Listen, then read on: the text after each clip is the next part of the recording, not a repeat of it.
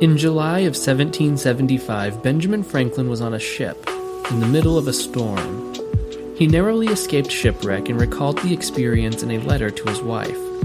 What he said is often misquoted as lighthouses are more helpful than churches, but what he really said was, "Were I a Roman Catholic, perhaps I should on this occasion vow to build a chapel to some saint. But as I am not, if I were to vow at all, it should be to build a lighthouse."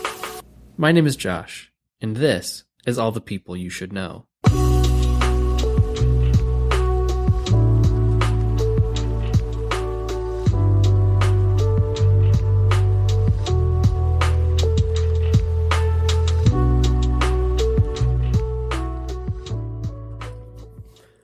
Hey everybody, thank you so much for listening today.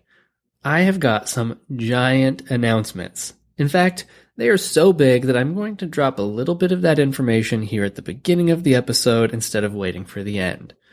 Okay, so here it goes. I am doing a major rebranding of the show.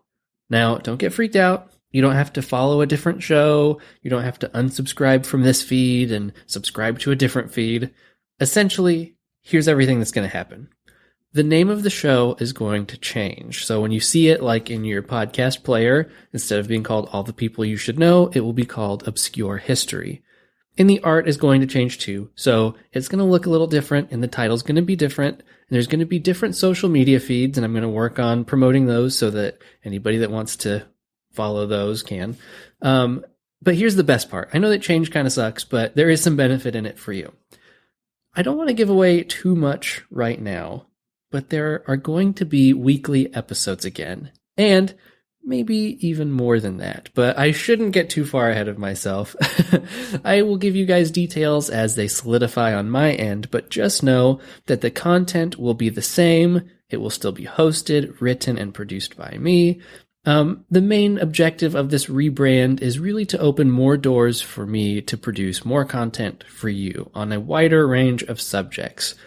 I guess to peel back the curtain just a tiny bit, something that I'm considering is doing one episode a week of biography, and then maybe the next week an obscure event in history. So it's going to be mostly the same stuff, and really what it's going to do is allow me to make more stuff for you. And I hope that you like it. I think it's going to be a really good move for me, and like I said, if you like it, it's going to be a good move for you too. So that's enough of that. I'll save whatever other announcements I've got to the end. Let's jump into the actual episode today. It's amazing how fast the world changes, isn't it? Sometimes there are things that end up being little landmarks on our human timeline. Things that are revolutionary in their day, but get eclipsed and are sort of just trapped in stasis. Walkmans, sundials, video rental stores, those sort of things. I also argue that lighthouses could be placed in this category as well. Now, before we write lighthouses off completely, I should admit that out of the 700 or so lighthouses that have been built in the US, roughly 60% of them are still used in some capacity today. It's difficult to say exactly how and how often, or for what reason, because ownership of lighthouses is kind of all over the place. Some are owned by private entities and are used as tourist traps, while others are owned and operated by state or local governments and are used regularly as a sort of backup plan in case a sailor's navigation tools malfunction. So maybe you're wondering why I would relegate lighthouses to the same cultural purgatory as Blockbuster Video if so many of them are still in use today. I mean, GPS and advanced oceanic mapping technology has pretty much rendered the lighthouse obsolete. Today, sailors have navigation technology to guide them through the waters, but in the past, sailors desperately needed a shining beacon from the coast to guide them through the dangerous parts of the ocean. For a long time, lighthouses were an absolute necessity. Having an operational lighthouse was literally a matter of life and death. And the people who kept the lighthouses running were some of the most important members of their communities. Lighthouse keepers were responsible for keeping up with the maintenance of the light, and were often stationed in their lighthouse with their family, And due to the isolated nature of lighthouses and the importance of the job, the role of lighthouse keeper was frequently passed down from parent to child. This role looked a little different as technology developed. In the oldest lighthouses, lighthouse keepers were called wickies, because wikis, as in like a candle wick, not like Wikipedia. In the oldest lighthouses, lighthouse keepers were called wickies because they so often had to trim the wick of the giant oil lamp which served as the source of light. Later on, the job of trimming wicks was replaced by the job of trading out light bulbs. Most of that information is probably not new to you. However, something that I did not know until recently is that lighthouse keepers often assisted with search and rescue operations. And the most fearless and noble lighthouse keepers even sailed straight into the storm themselves to pull lost sailors from the clutches of death. And nobody did this better than Ida Lewis. Ida Lewis was born in Newport, Rhode Island in 1842. Now, you know how I'm always, apologizing to the French people and, the Polish people because I can never say their names right? I don't even know where this person's name is from, and I'm for sure not saying it right. But her parents were Captain Hosea Lewis and Ida Wally Zoradia Wiley. I don't know where that name comes from. Not sure that I said it right. But there it goes. Her father served as a revenue marine, which was basically like the 1700s version of the Coast Guard. In 1854, Captain Lewis was transferred to the Lime Rock Light to serve as the lighthouse keeper, and by 1857, the whole Lewis family joined him to live on the rock, permanently. And when I say rock, I mean it completely literally. The Lime Rock Light is a rock with a lighthouse and a separate keeper's house surrounded by water and nothing else. There's no front yard. There's no garden. It is 2 buildings on a rock surrounded by freezing cold and often very temperamental water. Now, imagine for one moment. Go back in your memory to when you were 15. I mean, it sucks, right? Being 15 sucked for all of us. For everybody who's ever been 15, being a teenager sucks. Now, take all of that teenage angst and cram it onto a jagged rock surrounded by dangerous water. That is a fate worse than death, probably. No friends, no teenage romance, no movie theater, just mom, dad, your siblings, and the smell of whatever fish happened to violently bash into your house that day.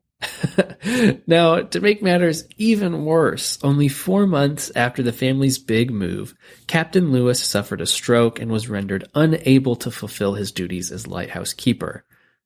The duties were at first split between Ida and her mother, but as her mother's health began to decline, the role of lighthouse keeper was fully adopted by Ida.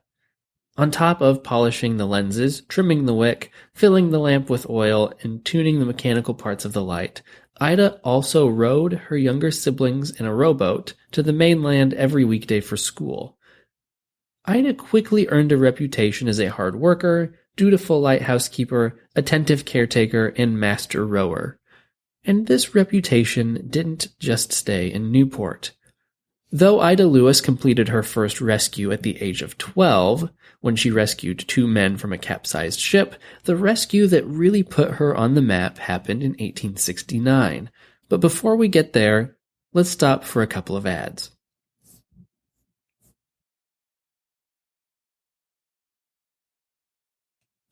Following the advice of a local boy who was only 14 at the time, 2 soldiers, Sergeant James Adams and Private John McLaughlin, were passing through Newport Harbor toward Fort Adams in a small boat. The boy claimed to know the waters well enough to guide the men through safely, but they were sailing straight into a snowstorm, and while the water beneath them churned violently, visibility dwindled to almost nothing. The boat and its crew were completely and hopelessly lost. The men would have certainly been swallowed up by the waves and ushered to Davy Jones's locker if it weren't for the watchful eyes of Ida Lewis and her mother. Ida was in bed nursing a cold while her mother tended the light. After she spotted the boat through the snow and fog, Ida's mother called her into action. She showed Ida where the boat was, and without even putting on her own coat, Ida jumped into action. She quickly recruited her younger brother, and they boarded Ida's trusty rowboat and started rowing towards a gray, frigid wall of ice. Using only the light from the lighthouse as a guide, Ida was able to find the boat. The two soldiers were clinging to what was left of it, and Ida pulled the men aboard to her rowboat. Once aboard, they told her that the boy had been lost at sea, and they rowed back to the lighthouse. The sea behind them slowly pulled the remains of the boat under its surface and claimed it as its own. If it weren't for Ida's bravery, those men would have been pulled beneath the waves and claimed as well. Ida and her family helped heal the soldiers and get them back to the mainland. Realizing that if it weren't for Ida and her family they would be dead, the men returned to the lighthouse only a few months after the rescue and presented Ida with a gold watch and $218, a gift that, if given today, would amount to over $5,000 in value. And that's just one of her rescues. It is conservatively estimated that during her 36-year career, Ida Lewis rescued at least 36 people, as well as multiple animals. Here are just a few accounts of her heroism that I was able to find. Most of these accounts come from an article by Alan Woods for the website nelights.com. In 1858, in a rescue that was given no publicity at the time, Ida Lewis rescued 4 young men whose sailboat capsized near Lime Rocks.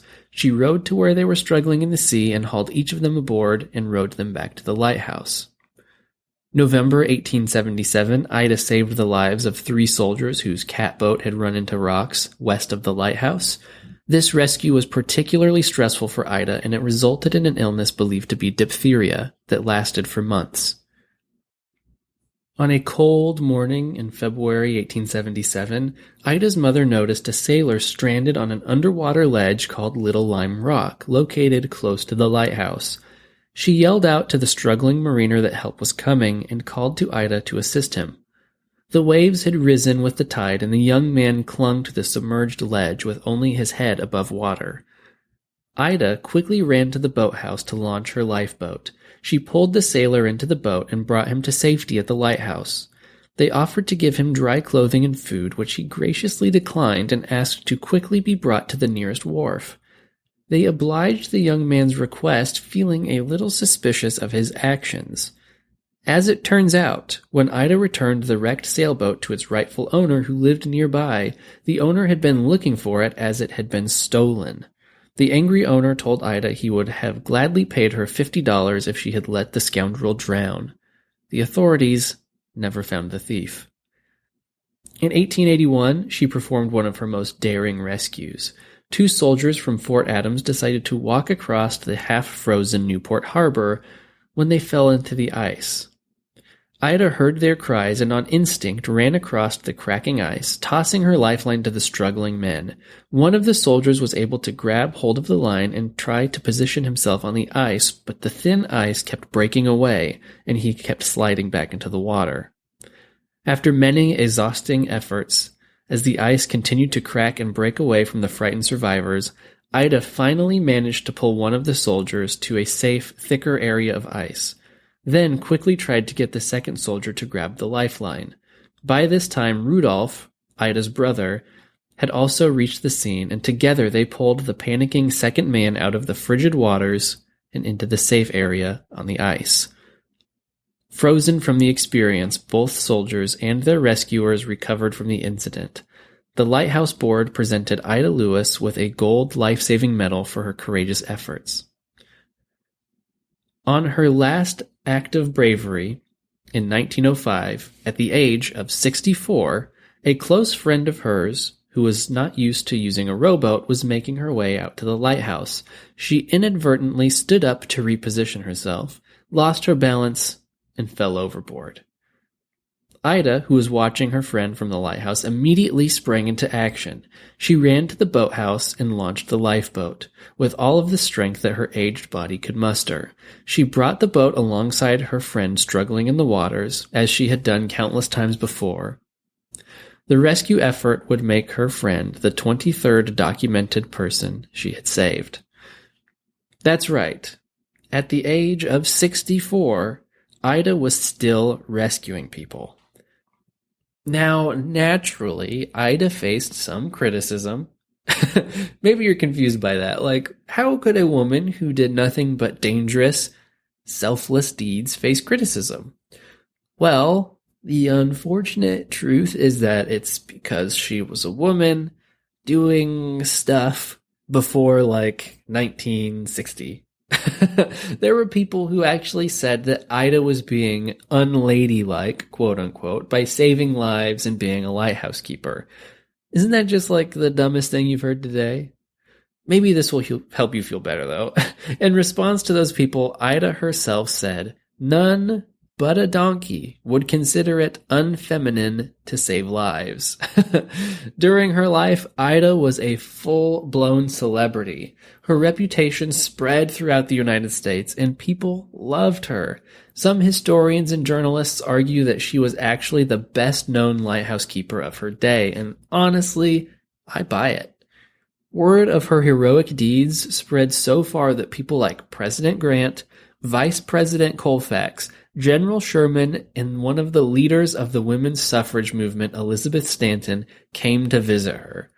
In fact, during her lifetime, the small rock that she called home became a tourist attraction.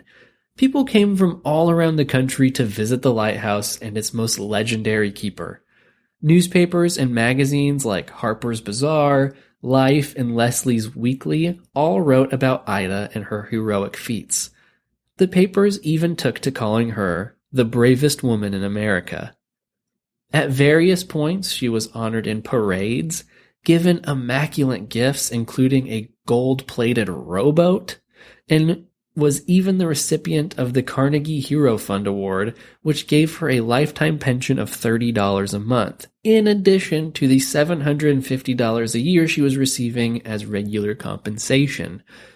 Not only was Ida Lewis a celebrity, but she was, at least for a time, the highest paid lighthouse keeper in America. And frankly, I don't think anybody deserved it more than her. In his old age, Ida's father found amusement in counting the number of people who visited the lighthouse to see Ida. His record was 9,000 visitors in one summer. All right, guys, thank you for listening so much. You guys are the absolute best, and I appreciate all of you.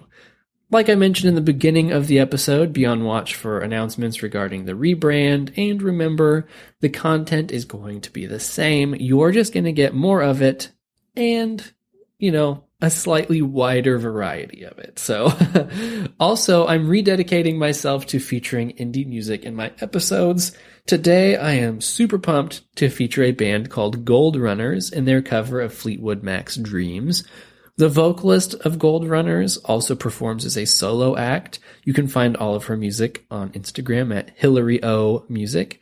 That is Hillary with one L, like Hillary Duff. If you've got music that you want me to feature on an episode, send it to allthepeoplepod@gmail.com. As always, if you want to support the show, some of the best things that you can do are to share it with your friends, steal their phones and subscribe secretly, rate it, review it on iTunes, just spread the word. All right, so here's Goldrunner's cover of Dreams. If you guys like this, be sure to find Hillary's music on Instagram, Bandcamp, Spotify, wherever. Hillary's great, Goldrunners is great, and I hope that you guys have a super great week. Now here you go again, you say you want your freedom. Well, who am I to bring you down? It's only right that you should play the way you feel it, but listen carefully to the sound of your loneliness, like a heartbeat drives you mad in the stillness of remembering what you had and what you lost and what you had.